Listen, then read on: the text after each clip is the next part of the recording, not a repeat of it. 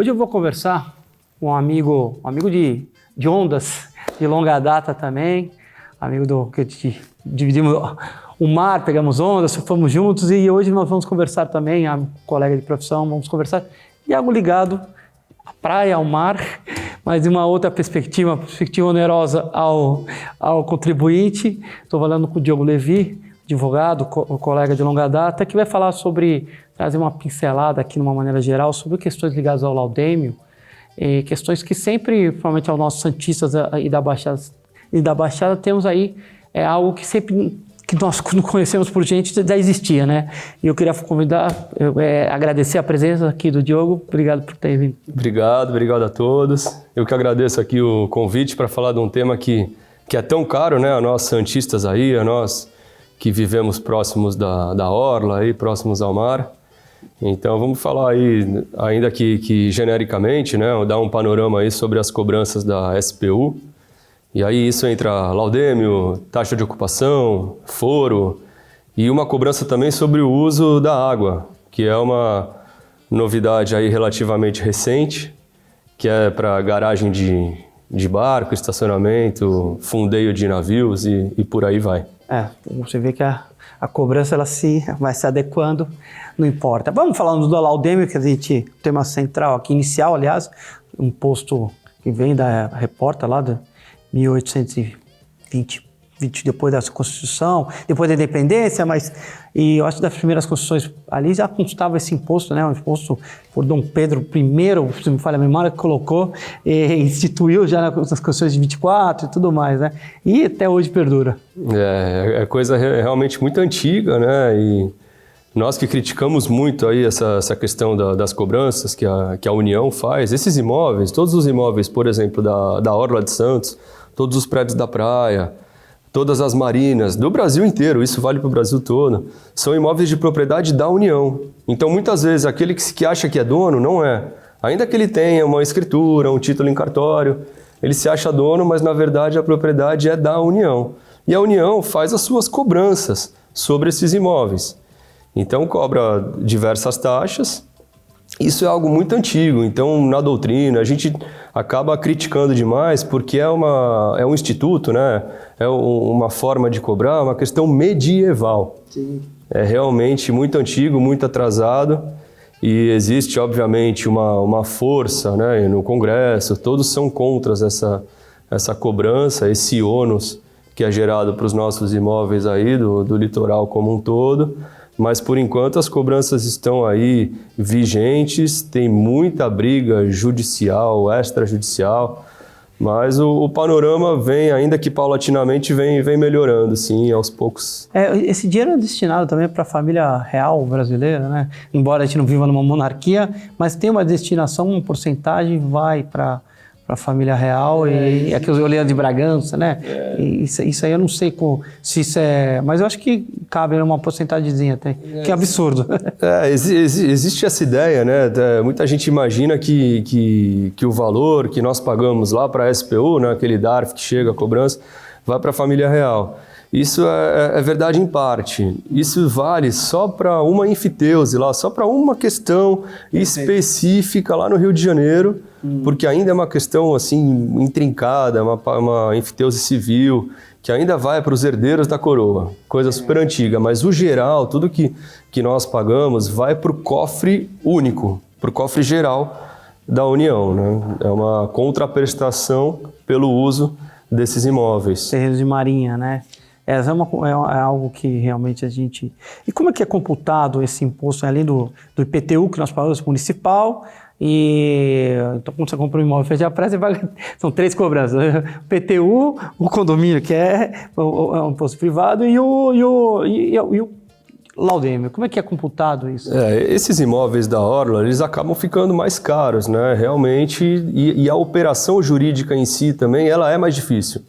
Porque, além de ver toda a questão de cartório, de escritura, paga o ITBI na transferência, né, que é um imposto municipal, cada município tem a sua alíquota. E, além disso, é pago o laudêmio na transferência. Então, paga-se 5% sobre o valor de avaliação da União sobre o terreno com exclusão das benfeitorias. Então, como as benfeitorias são feitas pelos particulares, não são feitas pela União, não faria sentido a União cobrar também sobre as obras, né, que são feitas em cima do terreno dela. Então ela cobra sobre o terreno. Mas isso também, olha só, que interessante, é uma novidade. Porque de 2015 para trás, a União cobrava também sobre as construções. Então imagina só, você, né, particular, vai lá, adquire aquele imóvel, edifica, investe e ainda paga para a União pelo seu próprio investimento.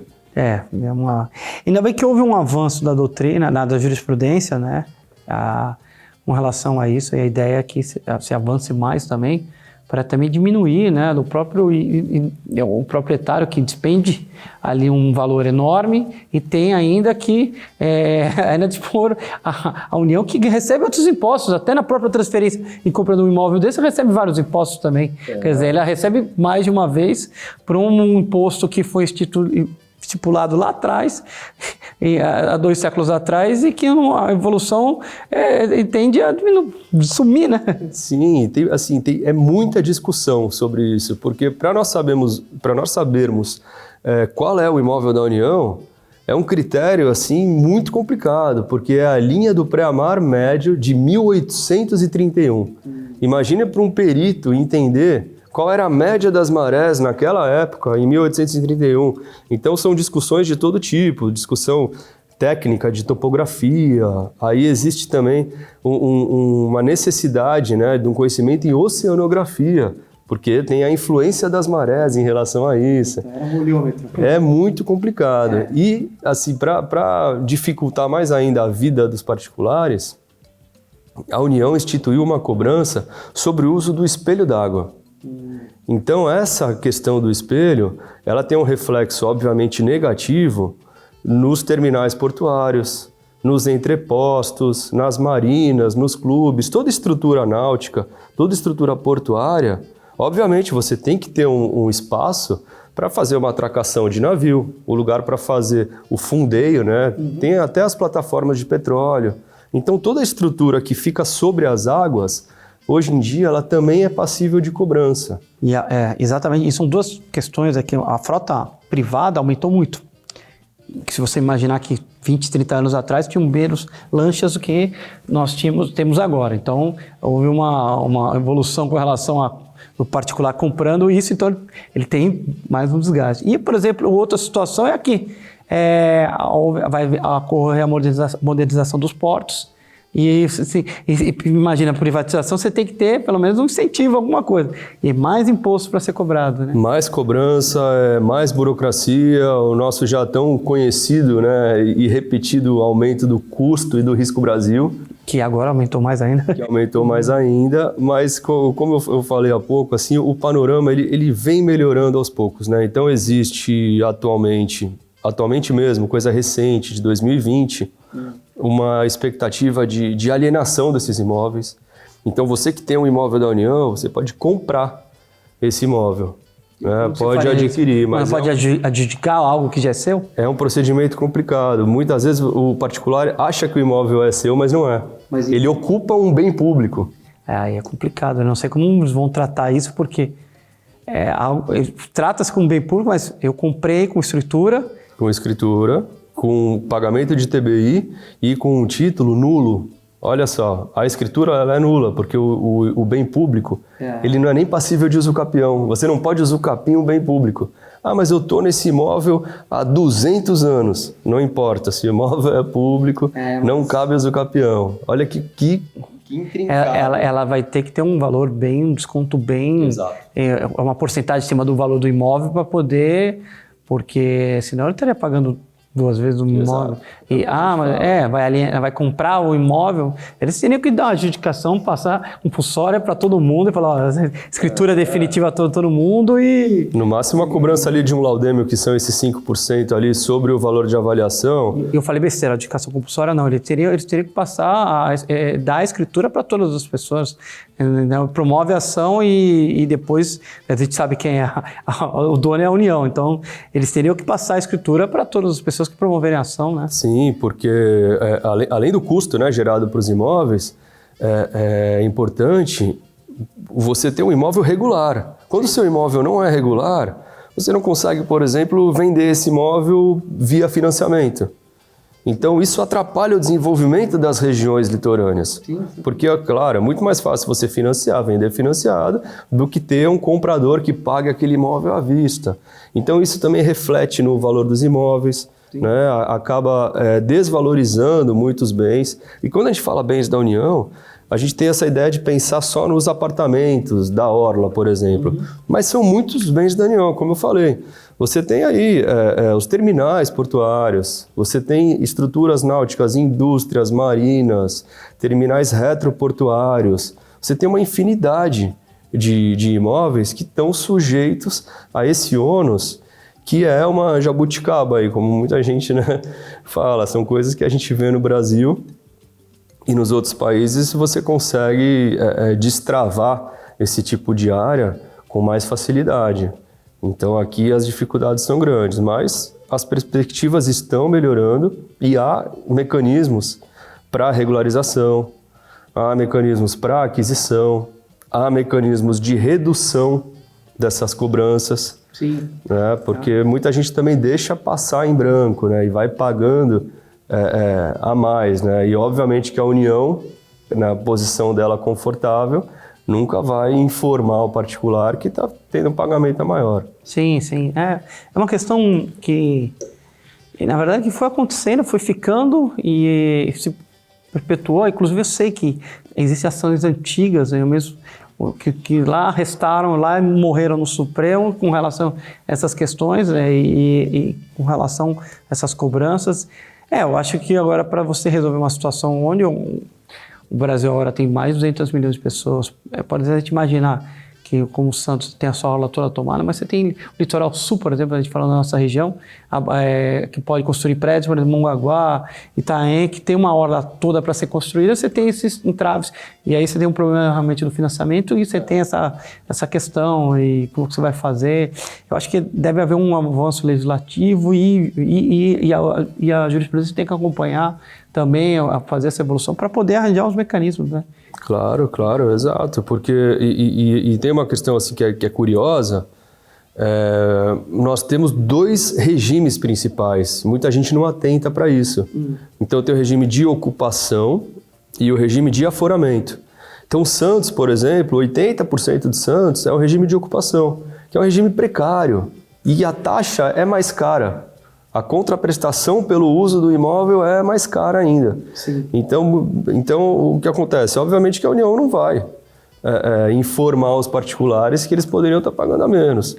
E isso é péssimo, né? Porque aquilo que nós falamos, encarece os imóveis, as operações imobiliárias são mais difíceis, ainda tem as multas. Fora o atravancamento do judiciário, porque quando você descobre, você promove a ação e fica discutindo, quer dizer, e aí fica, porque você discute uma coisa que a União vai responder e tal, e você tem 10, 15 anos de ação, e você imaginar que todos possam fazer isso, eu paguei a mais e ir atrás dos seus direitos, e quer dizer, toda é uma cadeia toda que fica desorganizada, né? Fica desorganizada e obsta, né, o nosso desenvolvimento, porque a propriedade privada, ela gera o desenvolvimento, a propriedade regular, né, por causa do financiamento. A gente até sabe, né, nós da área imobiliária, nós sabemos que os cartórios só existem por causa dos bancos. Sim. O cartório existe para dar segurança jurídica para o banco. Para quê? Para que o banco aceite aquele imóvel em garantia. Para que você tenha um fluxo financeiro saudável para gerar desenvolvimento. Isso vale desde o financiamento de um kitnet até o financiamento de uma grande operação imobiliária. Então os bancos precisam dessa segurança para adiantar o dinheiro. Quando você está num imóvel nessa condição, que é passível de cobrança da União, que está sob um regime precário, aí realmente é um passo a mais, é uma burocracia a mais, é sempre uma dificuldade a mais para gerar desenvolvimento, para conseguir um desenvolvimento imobiliário interessante, que você consiga um financiamento com uma taxa, né, que seja palpável, que seja ali pelo menos dentro da taxa de mercado. É uma questão que ela é mais trabalhosa para nós, operadores do direito, e ela gera também mais dificuldades para os empreendedores e para os particulares. Você colocou vários pontos, você vê que é um assunto antigo e que tem vários desdobramentos, né?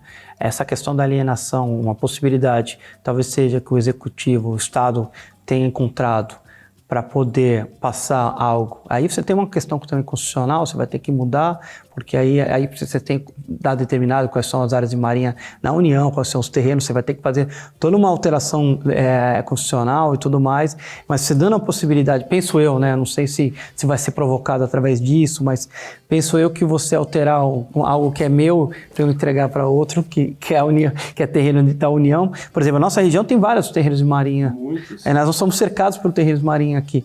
Então, eu penso eu que vai ter que ter uma alteração mais forte lá em cima para mudar. Mesmo assim, o mecanismo, você vai ter um mecanismo aí da alienação.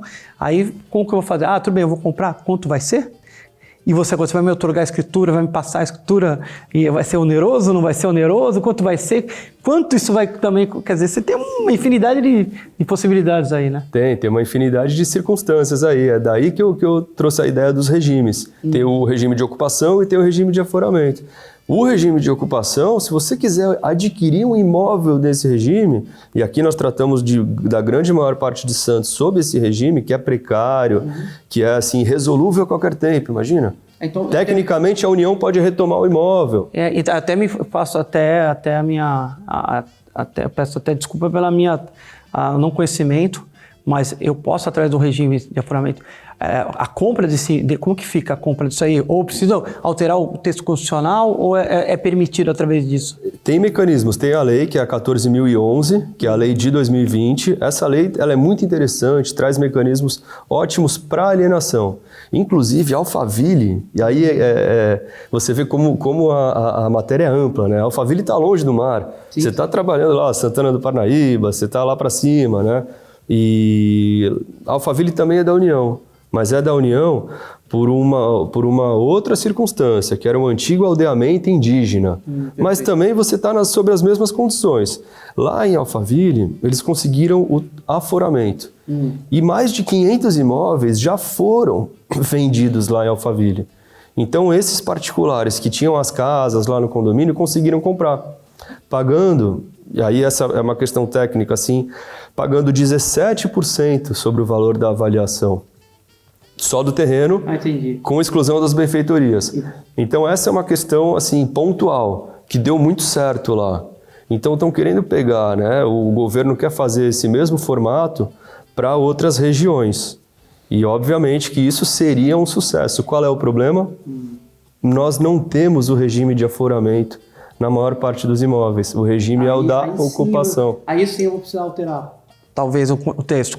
Tá, com esse regime permitido, eu lembro que estudei na faculdade, mas por muito tempo eu nunca mexi com isso, mas então eu até perguntei.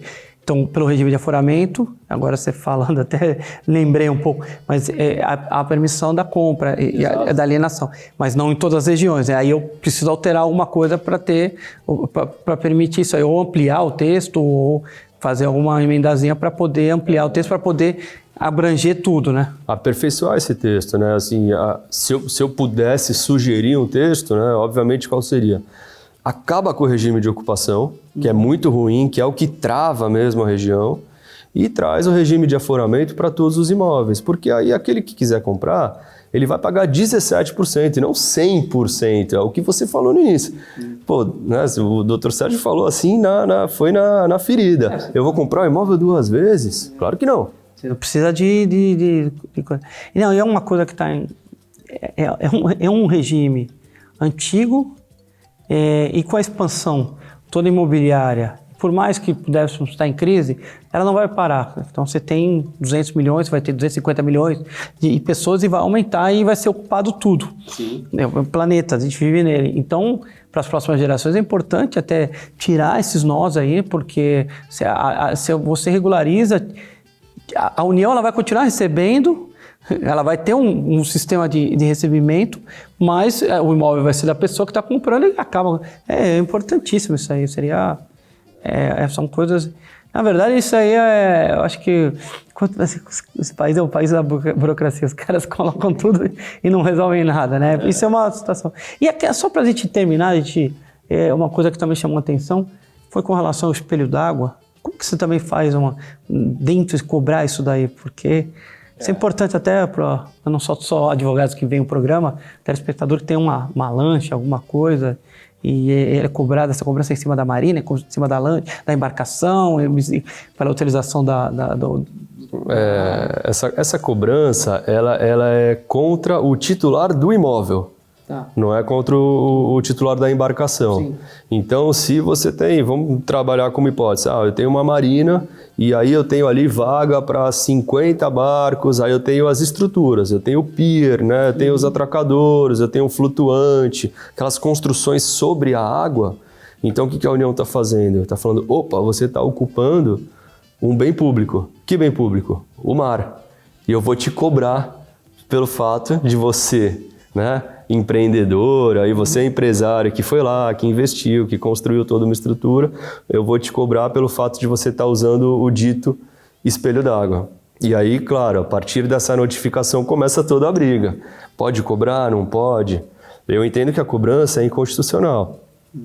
Tem um parecer do ex-ministro que é muito bom sobre isso, do Célio Borja.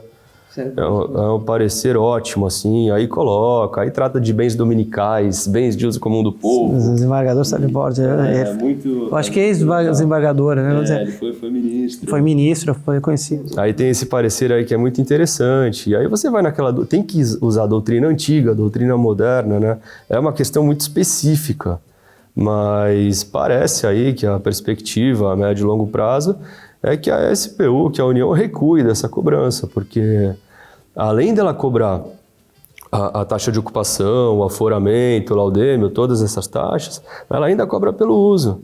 E veja bem, olha, para finalizar, aquele que tem um imóvel com frente para a água, ele já paga mais por isso. Porque na avaliação do imóvel, seja da planta lá genérica de valores do município, né? Mas na avaliação ali já consta que existe uma majoração pelo fato de ter acesso à água. Então já paga mais por ter acesso à água. O imóvel já é valorizado pelo fato de ou você ter vista para o mar, ou você ter um acesso ali para fazer uma estrutura náutica ou portuária, seja lá qual for. E além disso ainda tem a cobrança do espelho. Então existe aí uma duplicidade. São questões importantes, né? Questões que têm que ser dirimidas. Ainda bem que, na verdade, é uma consequência, né, uma expansão toda econômica e de habitantes comprem coisas novas e coloquem a situação em tela, né? Antigamente se ficava mais em silêncio com relação a isso, mas é importantíssimo. Na verdade, eu quero agradecer o Diogo pela aula que nos deu aqui. Sobre o tema até, são questões que eu sempre tive até dúvidas, né, com relação a essas questões e também para qual caminho que se ia se levar para dirimir isso daí. Quero te agradecer aqui, Diogo, pela presença. Eu que agradeço. Espero que você venha de novo aqui para a gente conversar mais sobre o assunto, que é super bom. É um prazer, a gente vai debatendo, né, as ideias vão surgindo.